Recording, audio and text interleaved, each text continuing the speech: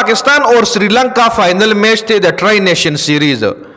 अबल ورځ पाकिस्तान ته श्रीलंका شکست ورکو د श्रीलंका لوبډله فائنل ته کوالیفای شو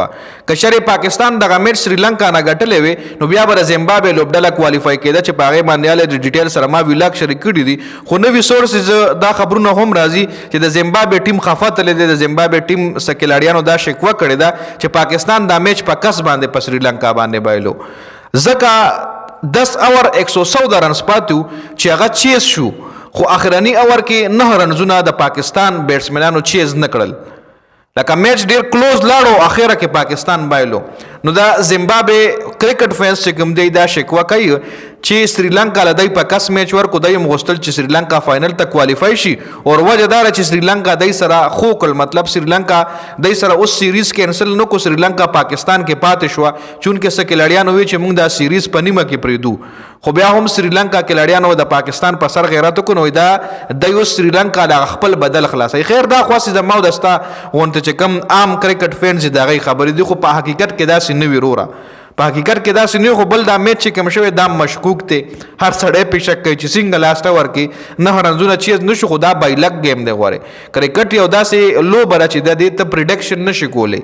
داسې میچونه لکه ساوث افریقا او د انډیا د ورلد کپ فائنل میچ مو یاد دی چې ساوث افریقا 28 بال 28 رنزونه نو جوړ کړي او شپږ وکټ ساوث افریقا سره په لاس کې وي او بیا هم ساوث افریقا په 28 بال 28 رنزونه جوړ نکړل د ورلد کپ په فائنل میچ کې نو کرکټ ته نشي پریډکټ کولی کرکټ یو داسې لو بره چې دا انپریډکټیبل ده نو کوڅو کوئی چې فکسینګ کړي دي نو ته مطلب نشي ویل چې دا فکسینګ به نو لکه زه خو هم چې فکسینګ نه دی کړی لکه مونږ خو ټرو کرکټ فینز یو زما پوینټ اف ویو سره فکس خیر مونږ په فائنل میچ باندې خبره کوو نن چې کوم فائنل میچ دی زموږ ټاپک بل طرف ته لاړو نن فائنل میچ دی ماخام شپږ بجې بر پاکستان په ټایم شروع کیږي پاکستان ورسس श्रीलंका د راولپنډي په ګراوند باندې دی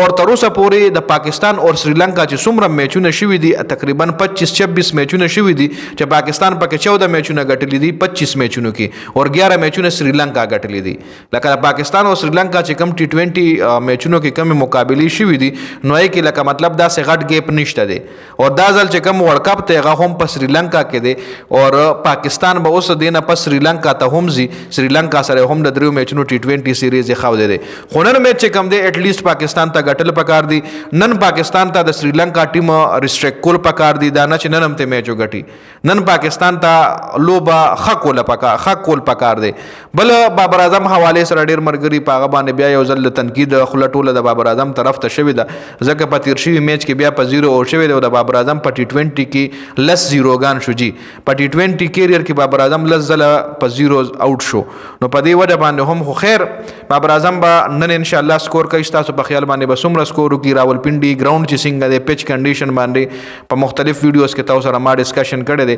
پیچ په سیکنډ اننګز کې خوي سیکنډ اننګز کې به بیټینګ خکېږي خو خیر ګورو په ابل ورځ پاکستان په سیکنډ اننګز کې میچ بایله دی